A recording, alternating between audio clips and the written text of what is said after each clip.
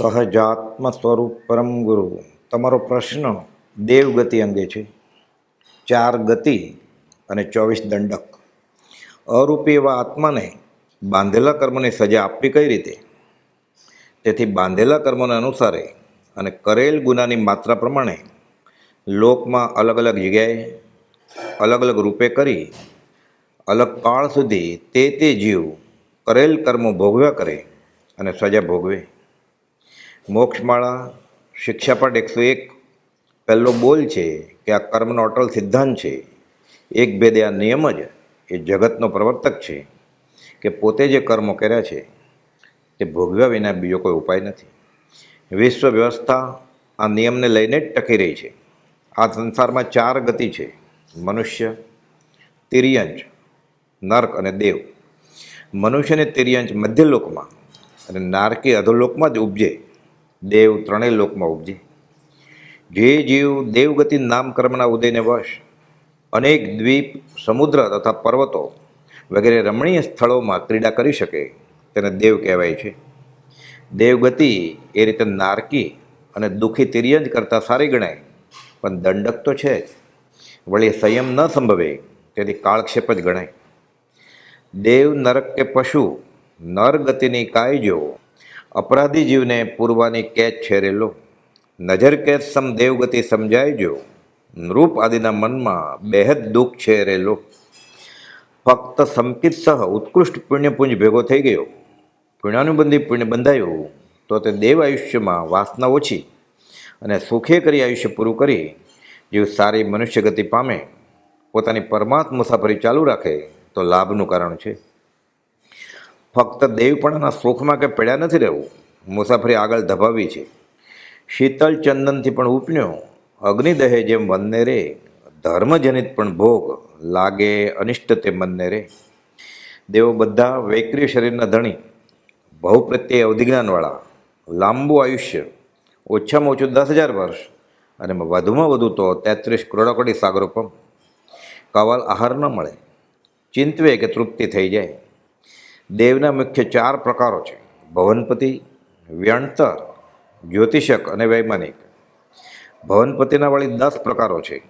રત્નપ્રભા પ્રથમ નરકના ઉપરના 2/3 ભાગમાં નરકની ગંદકીથી દૂર મોટા આલિશાન ભવનોમાં રહે તેથી ભવનપતિ. અસુર, પરમાધામી, કુમાર વગેરે દેવોના આવાસ આવેલા છે. આ દેવોની કુતુલ વૃત્તિ યુવાન છોકરા જેવી હોય તેથી તે કુમાર દેવો પણ કહેવાય છે. કુતુલ કર્યા કરે. વ્યણતર કે વ્યાણવંતર ફરે, ઘણે અંતરે છૂટા છૂટા ફરે. પ્રથમ નરક અને મધ્યલોકના નીચલા ભાગમાં અવર જવર કર્યા કરે. કિન્નર, કિમપુરુષ, ગંધર્વ, ભૂત, પ્રેત, પિશાચ, મોહરગ વગેરે આ દેવોની જાતો છે. જુદી જુદી દિશાંતરમાં આ દેવોનો નિવાસ તેથી વ્યણતર કહેવામાં આવે છે.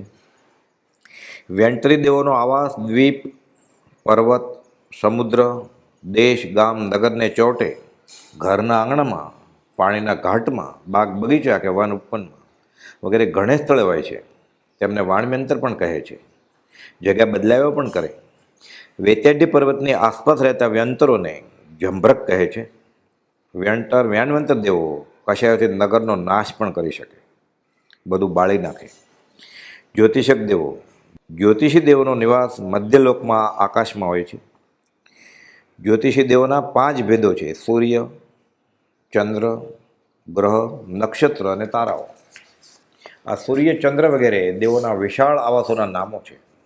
સૌથી નીચે તારા, તેનાથી ઊંચે સૂર્ય, તેનાથી ઊંચે ચંદ્ર, ચંદ્રથી પણ ઊંચે નક્ષત્ર અને નક્ષત્રોથી ઊંચે બુધનો ગ્રહ, પછી શુક્ર, પછી ઊંચે ગુરુ બૃહસ્પતિ, તેનાથી ઊંચે મંગળ અને સૌથી ઊંચે શનિ છે. એ પ્રમાણે પૃથ્વીથી ઊંચે 900 યોજન સુધી જ્યોતિષી મંડળ છે. આ બધા આવાસો મધ્યલોકમાં છે. યોજનની ગણતરીમાં પણ ઘણા અભિપ્રાયો વર્તે છે. ગતિ પ્રમાણે જ્યોતિષક દેવોના 2 પ્રકાર: ચર એટલે ફરતા ફરે અને અચર એટલે સ્થિર. મધ્યલોકમાં અઢીદ્વીપના જ્યોતિષક દેવો ફરતા છે, તેથી અહીં જ્યોતિષક દેવોથી કાળ વિભાગ પણ થાય. ઘડી, કલાક, દિવસ, રાત વગેરે. મનુષ્ય લોક અઢી દ્વીપની બહાર જ્યોતિષી દેવો સ્થિર, તેથી ત્યાં કાળના વિભાગો નથી.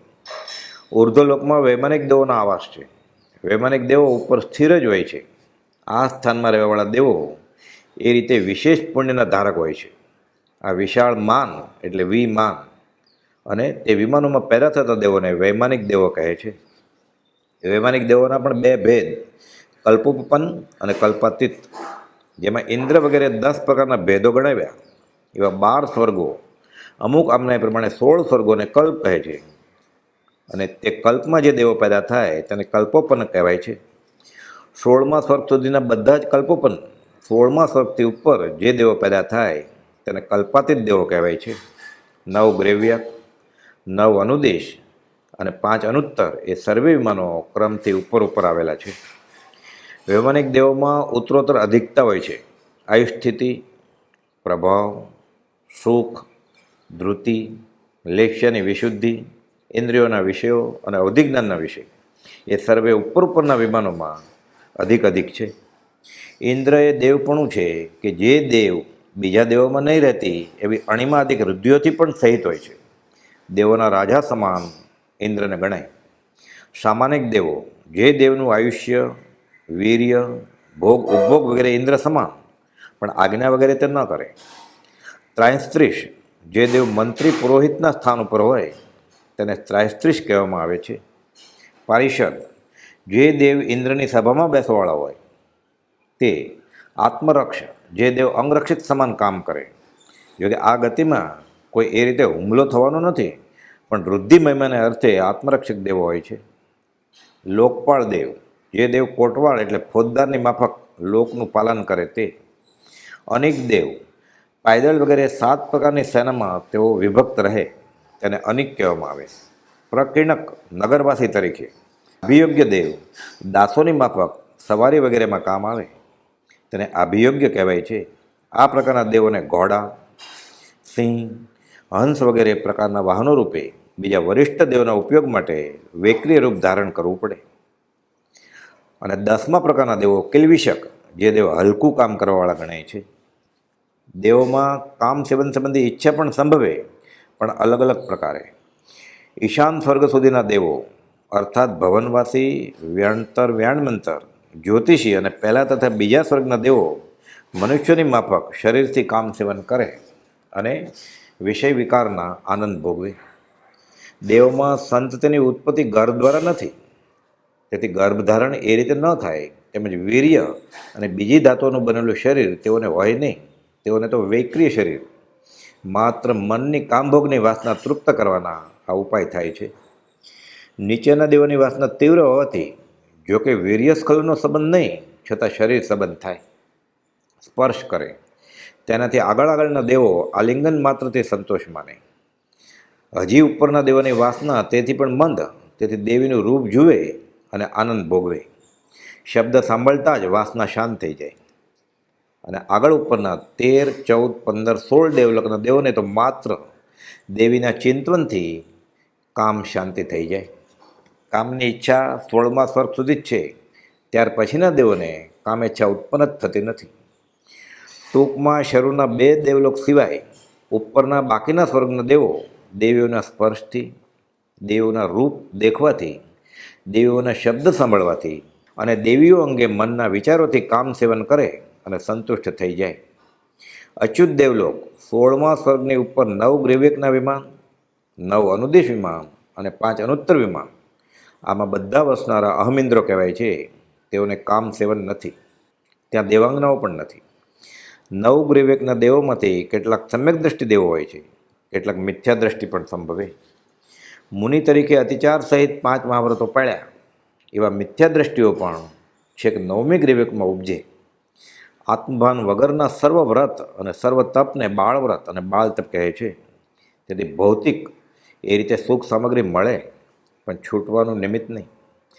9 ગ્રેવ્યકના ઉપરના દેવો બધા જ સમ્યક દ્રષ્ટિ હોય છે. સિદ્ધાંતમાં એમ વ્યાખ્યા છે કે 9 ગ્રેવ્યકના મિથ્યા દ્રષ્ટિ જીવોને બાહ્ય બ્રહ્મચર્ય છે તો પણ તેઓ પહેલા ગુણસ્થાને, કેમ કે સમ્યક દર્શન નથી. અને 5મા ગુણસ્થાનકે વર્તા એવા જીવો ગૃહસ્થ દશામાં પણ પરિણ્યા, ઘર માંડ્યું તથા અબ્રહ્મચર્ય આદિ કાર્યરૂપ પણ પ્રવર્તે પણ દેશ સંયમી હોવાથી સમ્યક દ્રષ્ટિ કયા ગુંઠણ ઉપર. દેવોને કવલાહાર હોતો નથી, તેમના કંઠમાંથી અમૃત ઝરે અને તેમને અશાતાની વેદના હોય નહીં. અહીં સુખનો અર્થ બહારના સંયોગોની સગવડને લઈને ગણાયો. આત્મિક સુખને લઈને સુખી એ વ્યાખ્યા સામાન્યપણે નથી. નિશ્ચય સુખની શરૂઆત તો સમ્યક દર્શનથી થાય. અહીં સમ્યક દ્રષ્ટિ કે મિથ્યા દ્રષ્ટિના ભેદની અપેક્ષા એ કથન નથી, પણ સામાન્ય કથને સુખી દુઃખી કયા. એકેન્દ્રિય, વિકલેન્દ્રિય, દેવ તથા નારકી તેઓ કોઈ પણ પ્રકારના શુભ ભાવે દેવમાં ઉપજે નહીં. દેવમાં ઉપજે એવા પ્રકારના શુભ ભાવ તેઓને હોતા જ નથી. દેવોમાંથી ચવીને કેવો પર્યાય ધારણ કરે તે દેવની દશા નક્કી કરે. સમકીતિ દેવો નિયમથી જ મનુષ્ય ગતિમાં ઉપજે, તિર્યંચમાં નહીં. સૌધર્મથી શરૂ કરીને નવગ્રેવિક પરિતના દેવોમાંથી કોઈ 63 શલાકા પુરુષ પણ ઉપજે. અનુદિશ અને અનુત્તરથી આવેલ તીર્થંકર, ચક્રવર્તી કે બળભદ્ર તરીકે ઉપજે, પણ અર્ધચક્રી કે વાસુદેવ ન થાય. કેમ કે વાસુદેવ બધા નિયાણું કરેલા હોય છે અને આ બધા તો સમકીતિ દેવો. દેવ પર્યાયથી વાત કાયમાં પણ ન ઉપજે, ભોગભૂમિમાં, દેવમાં તથા નારકીમાં પણ ન ઉપજે. મિથ્યા દ્રષ્ટિ જેવો ઉત્કૃષ્ટ શુભ ભાવ કરે અને છેક નવમી ગ્રેવિક સુધીનું પુણ્ય બાંધે. દેવગતિમાં સુખ જ છે એમ ઘણા લોકોની માન્યતા હોય છે, પણ આ તો ભૂલ ભરેલું. મિથ્યાત્વ દેવો તો મિથ્યાત્વ વડે અતત્વ શ્રદ્ધાનમાં જ કાળ ગુમાવે. સુધરવાની તક છે નહીં, સંયમ છે નહીં. ભવનવાસી, વ્યાણવેંતર અને જ્યોતિષી દેવોને કશાય ઘણો ઉપયોગ ચંચળ અને શક્તિ પણ છે. તેથી કુતુલ ઉપજાવે, કુતુલ કરે અને વિષય વગેરેના કાર્યોમાં પણ પ્રવૃત્ત થાય. ચળ વિચાર પરિણામ અને આકુલતાથી તેઓ દુઃખી જ છે. ત્યાં માયા, લોભ, કશાય, છળ કરવું, વિષય સામગ્રીની ઈચ્છા કરવી વગેરે અહીં વિશેષ છે. આર્ત ધ્યાન થાય. વૈમાનિક દેવોમાં ઉપરના દેવોને આવા કાર્યો થોડા હોય. હાસ્ય અને રતિ કશાયના કારણોનું સેવન અહીં પણ છે અને કશાય ભાવ એ તો દુઃખ જ છે. ઈર્ષ્યા, અદેખાઈપણું અહીં પણ સંભવે અને પરિગ્રહનું મમત્વ પણ હોય છે. આયુષ પૂર્ણ થવાના 6 મહિના અગાઉથી તે જાણે કે હવે અહીંથી જવું પડશે. લાખો કરોડો વર્ષોનું સુખ હવે દુઃખમાં ફેરવાઈ જાય. ઊંચા દેવોને ઉત્કૃષ્ટ પુણ્યનો ઉદય અને કશાય ઘણા મંદ, તથાપિ તેમને પણ ઈચ્છાનો કાંઈ અભાવ નથી. તેથી વસ્તુતાએ સૈદ્ધાંતિક રીતે તેઓ દુઃખી જ છે. ઈચ્છા એ તો આર્ત ધ્યાન જ છે અને દુઃખનું મૂળ છે. સમ્યક દર્શન સાથેના દેવ, આ દેવગતિ તેટલે દરજ્જે સાચું સુખ. સમ્યક દર્શન વગર ક્યાંય પણ સત્સુખ નથી. સમ્યક દ્રષ્ટિ દેવો તેઓની માળા આયુષ્ય પૂરું થવાનું હોય તો 6 મહિના પહેલાં કરમાય નહીં, બાકીના બધાને કરમાય. ગ્રેવિકોની પહેલાંના 16 સ્વર્ગોને કલ્પ કહેવાય. તેથી આગળના વિમાનો કલ્પાતીત કયા. 16 સ્વર્ગ પછી નવગ્રેવ્યક તે દેવો એક સરખા વૈભવના ધારક હોય છે. તેથી તેઓ બધા અહમ ઇન્દ્ર. ત્યાં ઇન્દ્ર વગેરે ભેદ નથી, બધા સમાન. 8 પ્રકારના લોકાંતિક દેવો જેમનું નિવાસ સ્થાન 5મું સ્વર્ગ એટલે બ્રહ્મલોક છે, તે લોકાંતિક દેવો છે. આ દેવો બ્રહ્મલોકના અંતમાં રહે છે તથા એક ભવાવતારી એટલે એકાવતારી છે. તેઓ 12 દશાંગીના પાઠી અને 14 પુરોના ધારક હોય છે. બ્રહ્મચારી રહે છે અને તીર્થંકર પ્રભુના તપ કલ્યાણકમાં આવે તેમને દેવર્ષિ નામ પણ આપવામાં આવ્યું છે. લોકાંતિક દેવોના 8 પ્રકારો: સારસ્વત દેવ, આદિત્ય દેવ, વલી, અરુણ, ગર્દતોય, તુષિત, અવ્યાબાદ અને અરિષ્ટ. અનુત્તર અને અનુદિશ વિમાનોના અહમિન્દ્રો દ્વિચર્મી હોય છે, અર્થાત મનુષ્યના 2 જન્મ કરી અવશ્ય મોક્ષે જાય. કેમ કે આ બધા જીવો સમ્યક દ્રષ્ટિ જ હોય છે. 5 અનુત્તરમાંથી સર્વાસિદ્ધના દેવો તેમના નામ અનુસાર સિદ્ધિ થઈ ચૂકી છે, એકાવતારી જ છે. વિજયાદિકમાં આવેલા આ જીવો પછી એક મનુષ્ય ભવ કરે અથવા 2 ભવ પણ કરે. અને સર્વાસિદ્ધના દેવો દક્ષિણ ઇન્દ્રો, સૌ ધર્મના લોકપાળ, સૌ ધર્મની સાચી એટલે કે ઇન્દ્રાણી અને લોકાંતિક દેવો એ બધા નિયમથી એક ભવ મનુષ્યનો ધારણ કરે અને નિર્વાણ પામે. દેવ આયુષ્ય પૂરું કરી સીધા દેવ ન થવાય. દેવ સીધા નારકી પણ ન થાય. નારકી મરીને સીધો નારકી ન થાય. નારકી મરીને સીધો દેવ પણ ન થઈ શકે. દેવ તિર્યંચમાં જઈ શકે કે મનુષ્ય ગતિમાં આવે. મોક્ષે જવા માટે મનુષ્ય ગતિ એ તો પ્રાથમિક જરૂરિયાત છે. સર્વાત સિદ્ધથી તો મુક્તિશીલા તદ્દન નજીક 12 યોજન માત્ર, પણ સીધું ત્યાં જવાય નહીં. મનુષ્ય થાય પછી જ જવાય. આ મનુષ્ય ગતિ એ રીતે જંક્શન છે, બહુ જ અગત્યની, બહુ જ કિંમતી, બહુ જ દુર્લભ છે. દુર્લભ છે, 10 દ્રષ્ટાંતે દુર્લભ છે. ચક્રવર્તીની સમસ્ત સંપત્તિ કરતાં પણ જેનો એક સમય માત્ર પણ વિશેષ મૂલ્યવાન છે, એવો મનુષ્ય દેહ તે દેવો પણ ઝંખે છે. બહુ પુણ્ય કર્યા પૂનથી શુભ દેહ માનવનો મળ્યો, તો એ અરે ભવચક્રનો આંટો નહીં એકે ટળ્યો. પરમ કૃપાદેવ 16 વર્ષની ઉંમરે નિષ્કારણ કરુણાથી પરમાર્થ ઠપકો આપે છે. પૂજ્ય બ્રહ્મચારીજી બોધે છે કે બહુ પુણ્ય પુંજથી માનવ કાય પમાઈ જો, દુઃખ દરિયો તરવાની નૌકા તે ગણો રેલો.